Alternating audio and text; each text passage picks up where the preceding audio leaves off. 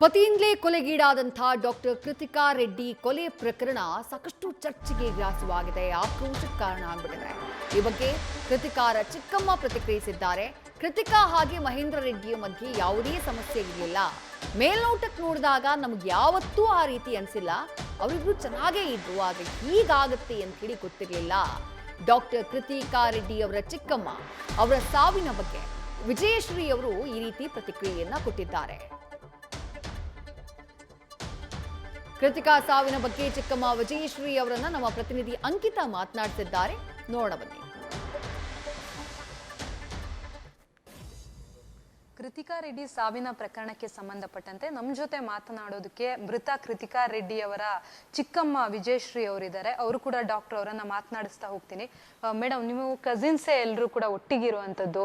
So ನಿಮ್ಗೆ ಇವರ ಕೃತಿಕಾ ಅವರನ್ನ ನೋಡಿದಾಗ ಏನ್ ಅನಿಸ್ತಾ ಇತ್ತು? ಅವರ ಬಾಲ್ಯದ ದಿನಗಳನ್ನ ಕೂಡ ನೀವು ನೋಡಿದ್ರಿ. ಸೊ ಅವ್ರು ಚೆನ್ನಾಗಿ ಓದ್ತಾ ಇದ್ರ, ಅವರ ಒಂದು ಲೈಫ್ ಜರ್ನಿ ಹೇಗಿತ್ತು ಅಂತ ಹೇಳಿ. ಫಸ್ಟ್ ಆಫ್ ಆಲ್ ನಮಸ್ಕಾರ, ನಾನು ವಿಜಯಶ್ರೀ ಅಂತ ಹೇಳಿ. ಸೊ ನಾನು ಕೃತಿಕಾಗೆ ನಾನು ಚಿಕ್ಕಮ್ಮ ಆಗಬೇಕು. ಸೊ ಬಾಲ್ಯ ದಿನಗಳು ಅಂತ ಹೇಳಿದ್ರೆ ನಾವೊಂದು ಜಾಯಿಂಟ್ ಫ್ಯಾಮಿಲಿಯಲ್ಲಿ ಇದ್ದಂಥದ್ದು.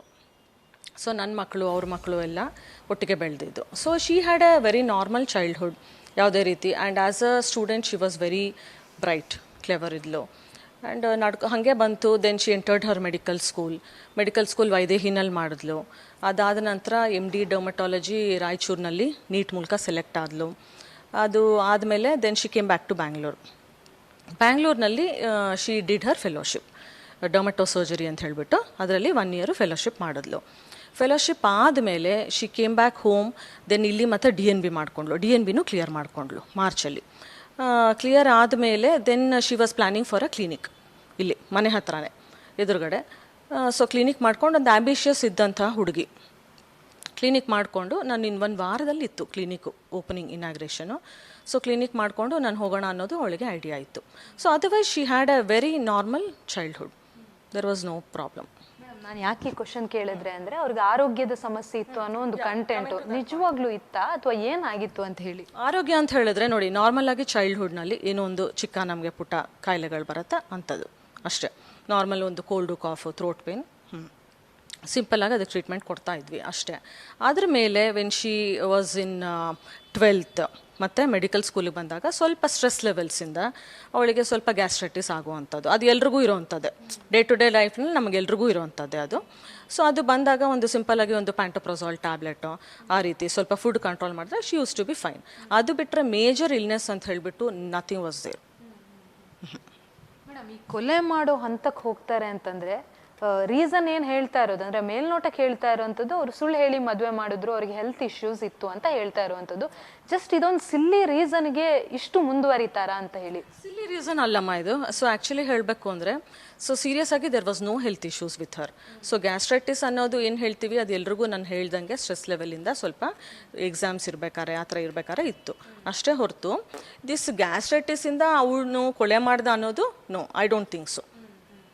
There must be any other strong reason which we have to figure it out. ಖಂಡಿತ. ಮೇಡಮ್, ನಿಮ್ಗೆ ಗೊತ್ತಿರೋ ಹಾಗೆ ಹೇಗೆ ಬಂತು ಅದು ಪ್ರಪೋಸಲ್ಲು? ಮದುವೆ ಮಾತುಕತೆ ಆದಂತಹ ಸಂದರ್ಭದಲ್ಲಿ ಅಥವಾ ಮದುವೆ ಸಂದರ್ಭದಲ್ಲಿ ಯಾವ ರೀತಿಯಾಗಿ ಮದುವೆ ಮಾಡಿಕೊಟ್ರು, ಏನಿದು ಅಂತ ಹೇಳಿ? ಮದುವೆ ಅಂದರೆ this was a totally arrange marriage. ಈ ಥರ ಒಂದು ಪ್ರಪೋಸಲ್ ಬಂದಿದೆ ಅಂತ ನಮ್ಮ ಭಾವ ಅಕ್ಕ ಹೇಳಿದ್ರು. ಸೊ ಅದು ಬಂದ ಮೇಲೆ ದೆನ್ ಆಟೋಮ್ಯಾಟಿಕ್ಕಾಗಿ ನಾರ್ಮಲಾಗಿ ಏನೇನು ನಾರ್ಮಲಾಗಿ ಒಂದು ಶಾಸ್ತ್ರೋಕ್ತವಾಗಿ ಏನಾಯಿತು ಎಲ್ಲ ರೀತಿಯಲ್ಲೂ ಶಾಸ್ತ್ರೋಕ್ತವಾಗಿ ಮದುವೆ ಮಾಡಿ ಕೊಟ್ಟಂಥದ್ದು. Arrange marriage totally it was. Madam, ಮದುವೆ ಆದಮೇಲೆ ಅವರ ದಾಂಪತ್ಯ ಜೀವನ ಹೇಗಿತ್ತು ಅಂತ ಹೇಳಿ, ಅಂದರೆ ನಿಮ್ಮ ಅಕ್ಕ ಏನಾದರೂ ಹೇಳ್ಕೊಂಡ್ರ ಮಗಳ ಲೈಫ್ ಹೇಗಿತ್ತು ಅಂತ ಹೇಳಿ? ನನಗೆ ನಮ್ಮ ಅಕ್ಕ ಹೇಳ್ದಂಗೆ ನಾನು ನೋಡ್ತಾ ಇದ್ದಂಗೆ ಅವರಲ್ಲಿ ಯಾವುದೇ ರೀತಿಯಾದಂಥ ಒಂದು ಬಿರುಕಾಗಲಿ ಆ ಥರದ್ದೇ ಆಗಲಿ ಏನೂ ಇರಲಿಲ್ಲ. Disturbance was not there. So ಟೋಟಲಿಗೆ he was behaving totally normal. ಅವನು ಯಾವುದೇ ರೀತಿಯಾದಂಥ ಒಂದು ಕರ್ಕೊಂಡು ಹೋಗೋದಾಗಲಿ ಬರೋದಾಗಲಿ ಬಿಹೇವಿಯರ್ ಆಗಲಿ ನಮ್ಮ ಅಕ್ಕ ಹೇಳ್ದದ್ದೇ ಆಗಲಿ ಅಥವಾ ನಾನು ನೋಡ್ದದ್ದೇ ಆಗಲಿ ಯಾವುದೇ ರೀತಿ ನನಗೆ ಅದು ಪ್ರಾಬ್ಲಮ್ ಕಾಣಲಿಲ್ಲ. So he was behaving totally normal. But ಒಳಗೇನಿತ್ತೋ ನನಗೆ ಗೊತ್ತಿಲ್ಲ. ಈಗ ಅವರ ತಂದೆ ನಿನ್ನೆ ಮಾತಾಡುವಾಗ ಹೇಳಿದ್ರು, ನಮ್ಮ ಮಗಳು ತುಂಬ ಬ್ರಿಲಿಯಂಟು, ಏನೇ ಇದ್ರೂ ಕೂಡ ನಮ್ಮ ಮನೆಯಲ್ಲಿ ಏನು ಹೇಳ್ಕೊಳ್ತಾ ಇರಲಿಲ್ಲ, ತುಂಬ ಪ್ರಾಬ್ಲಮ್ಸನ್ನು ಫೇಸ್ ಮಾಡಿರ್ಬೋದು ಅವಳು ಅಂತ ಹೇಳ್ತಾ ಇದ್ರು. ಇರಬಹುದು, I don't know about that. ಇರಬಹುದು. ಬಟ್ ಶಿ ವಾಸ್ ಲೈಕ್ ಅವಳು ಏನು ಹೇಳ್ಕೊತಾ ಇರಲಿಲ್ಲ ಅಂತ ಹೇಳೋದಕ್ಕಾಗಲ್ಲ. ಏನಾದ್ರು ಇದ್ರೆ ನಮಗೂ ಗೊತ್ತಾಗತ್ತಲ್ವಾ. But she was a very brilliant girl, ಅಷ್ಟು ಮಾತ್ರ ಹೇಳ್ತೀನಿ ಖಂಡಿತ ನಾನು. ಮೇಡಮ್, ಈ ಹೆಲ್ತ್ ಇಶ್ಯೂಸ್ ಆದ್ಮೇಲೆ ನೀವು ನೋಡಿದ್ರೆ ಅಂದ್ರೆ ಮಹೇಂದ್ರ ರೆಡ್ಡಿ ಅವರು ಟ್ರೀಟ್ಮೆಂಟ್ ಮಾಡುವಂತಹ ಸಂದರ್ಭದಲ್ಲಿ ನಿಮ್ಮ ಗಮನಕ್ಕೆ ಬಂದಿತ್ತು, ಅದು ಹೇಗಿತ್ತು ಅಂತ ಹೇಳಿ ಟ್ರೀಟ್ಮೆಂಟ್? ಇಲ್ಲ, ನನಗೆ ಗೊತ್ತಿಲ್ಲ ಅದು. ಬಿಕಾಸ್ ಇವ್ರು ಹೇಳೋ ಪ್ರಕಾರ 21, 22 ಅವನು ಇಲ್ಲಿ ಕರ್ಕೊಂಬಂದ, ಗ್ಯಾಸ್ಟ್ರೈಟಿಸ್ ಟ್ರೀಟ್ಮೆಂಟ್ ಕೊಡ್ತಾ ಇದ್ದ ಅಂತ ಹೇಳಿ. That 3 days I was not informed anything about it. ನನಗೆ ಗೊತ್ತಿಲ್ಲ ಅದ್ರ ಬಗ್ಗೆ. ನನಗೆ ಗೊತ್ತಾಗಿದ್ದಂತ ಹೇಳಿದ್ರೆ ಅವತ್ತು ದಿನ ಬೆಳಗ್ಗೆ 7:30ಗೆ ನಮ್ಮ ಅಕ್ಕ ಕಾಲ್ ಮಾಡಿ ಈ ಥರ ಆಗಿಬಿಟ್ಟಿದೆ, ಶಿ ಇಸ್ ನಾಟ್ ರೆಸ್ಪಾಂಡಿಂಗ್ ಅಂತ ಹೇಳಿದಾಗಲೇ ನಮಗೆ ಗೊತ್ತಾಗಿದ್ದು. ಆ 3-4 ಡೇಸು ಅವ್ನು ಯಾವುದೇ ರೀತಿ ಟ್ರೀಟ್ಮೆಂಟ್ ಏನು ಮಾಡ್ತಾ ಇದ್ದ ಅಂಥೇಳಿ ನನಗೆ ಯಾವುದೇ ರೀತಿಯಾದಂಥ ಐಡಿಯಾ ಇರಲಿಲ್ಲ 3 days. ಮೇಡಮ್, ಇನ್ನೊಂದು ಡೆತ್ ಆದಮೇಲೂ ಕೂಡ ಡೆತ್ ಸರ್ಟಿಫಿಕೇಟ್ ಬೇಕಿರುತ್ತೆ, ಅದನ್ನ ಕೇಳಿದಾಗ ಇಲ್ಲ ನಾನೇ ತಂದು ಕೊಡ್ತೀನಿ ಅಂತ ಹೇಳಿದ್ದು. ಆಮೇಲೆ PM ಮಾಡೋದು ಬೇಡ ಅಂತ ಹೇಳಿ ಒತ್ತಡ ಹಾಕಿರೋವಂಥದ್ದು, ಅದು ಹೇಗಿತ್ತು ಅಂದ್ರೆ ಟೋಟಲಿ ಅದು ನೋಡಿದಾಗ ಈಗ ನಮಗೆ ನೋಡಿದಂಥ ಸಂದರ್ಭದಲ್ಲಿ ಎಲ್ಲವೂ ಕೂಡ ಡ್ರಾಮಾ ಅನ್ನೋ ರೀತಿಯಲ್ಲಿ ಇದೆ. ಸೊ ಆವಾಗ ನಾನು ಇದು ಹಾಸ್ಪಿಟ್ಲ್ನಲ್ಲಿ ಡೆತ್ ಆಗಿರೋಂಥ ಪರಿಸ್ಥಿತಿನಲ್ಲಿ ಸೊ ನಾನು ಕೇಳಿದೆ, ಈ ಥರ ಪೋಸ್ಟ್ಮಾರ್ಟಮ್ ಮಾಡಬೇಕಾಗತ್ತಪ್ಪ ಅಂತ ಹೇಳಿದ್ರೆ, ಬೇಡ ಆಂಟಿ, ಇದು ಪೋಸ್ಟ್ಮಾರ್ಟಮ್ ಎಲ್ಲ ಏನಕ್ಕೆ ಮಾಡೋ ಅಂಥದ್ದೇನು ಬೇಕಾಗಿಲ್ಲ. ಸೊ ನಾನು ಬೇಕಾದ್ರೆ ನಾನೇ ಯಾವುದೇ ರೀತಿಯಾಗಿ ನಾನು ಅರೇಂಜ್ ಮಾಡಿ, ನಮ್ಗೆ ಗೊತ್ತಿರೋರು ಇದ್ದಾರೆ, ಅದ್ರ ಮೂಲಕ ನಾನು ಇದು ಡೆತ್ ಸರ್ಟಿಫಿಕೇಟು ಅರೇಂಜ್ ಮಾಡ್ತೀನಿ ಅಂದಿದ್ದು ಉಂಟು. ಆಮೇಲೆ ಅವ್ರು ಯಾರಿಗೂ ಪೋಸ್ಟ್ಮಾರ್ಟಮ್ ಮಾಡೋ ಅಂಥದ್ದು ಇಷ್ಟ ಇರಲಿಲ್ಲ. ಅವ್ರಿಗಾಗಲಿ ಅವ್ರ ಪೇರೆಂಟ್ಸ್ಗಾಗಲಿ ದೇರ್ ಕ್ಲೋಸ್ ರಿಲೇಟಿವ್ಸ್ ಅವ್ರಿಗೆ ಯಾರಿಗೂ ಅಷ್ಟು ಇಷ್ಟ ಇರಲಿಲ್ಲ. ಮೇಡಮ್, ಈಗ ಅವರು ಮೆಡಿಸಿನ್ ತಗೊಂಡು ಎಲ್ಲ ಟ್ರೀಟ್ಮೆಂಟು ಮನೆಯ ಬೆಡ್ರೂಮಲ್ಲಿ ಮಾಡ್ತಾರೆ ಅಂತಂದರೆ ಆ ಮೆಡಿಸಿನ್ ಮನೆಗೆ ತಗೊಂಡು ಬರೋದಕ್ಕೆ ಆಕ್ಸೆಸ್ ಇದೆಯಾ? ಸೊ ಹೇಗೆ ಅವ್ರು ತಗೊಂಡು ಬಂದಿರೋದು ಅಂತ ಹೇಳಿ? ನೋಡಿ, ಮನೆಯ ಬೆಡ್ರೂಮ್ನಲ್ಲಿ ಅವ್ರು ಯಾವುದೇ ರೀತಿಯಾದಂಥ IV ಇಂಜೆಕ್ಷನ್ಸ್ ಕೊಟ್ಟಿರೋದು ಉಂಟು. ನೆಕ್ಸ್ಟು ಪ್ಯಾಂಟೋಪ್ರಜೋಲ್ ಅಂತ ಹೇಳಿ ಗ್ಯಾಸ್ಟ್ರಿಕ್ ಇರಿಟೇಷನ್ಗೆ ಕೊಟ್ಟಿರೋದು ಉಂಟು.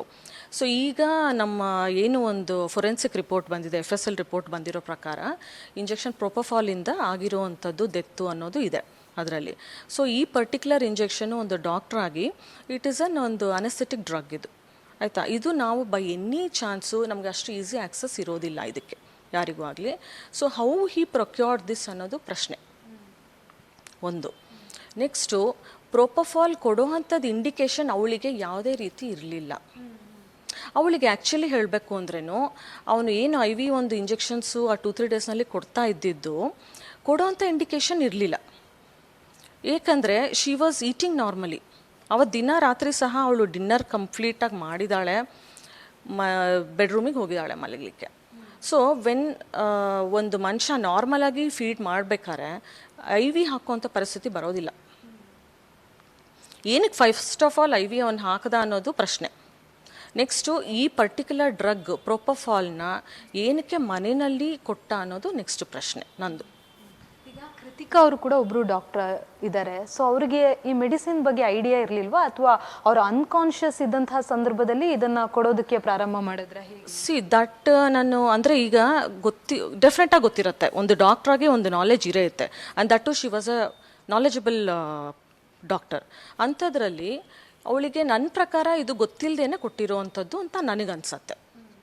That is my opinion.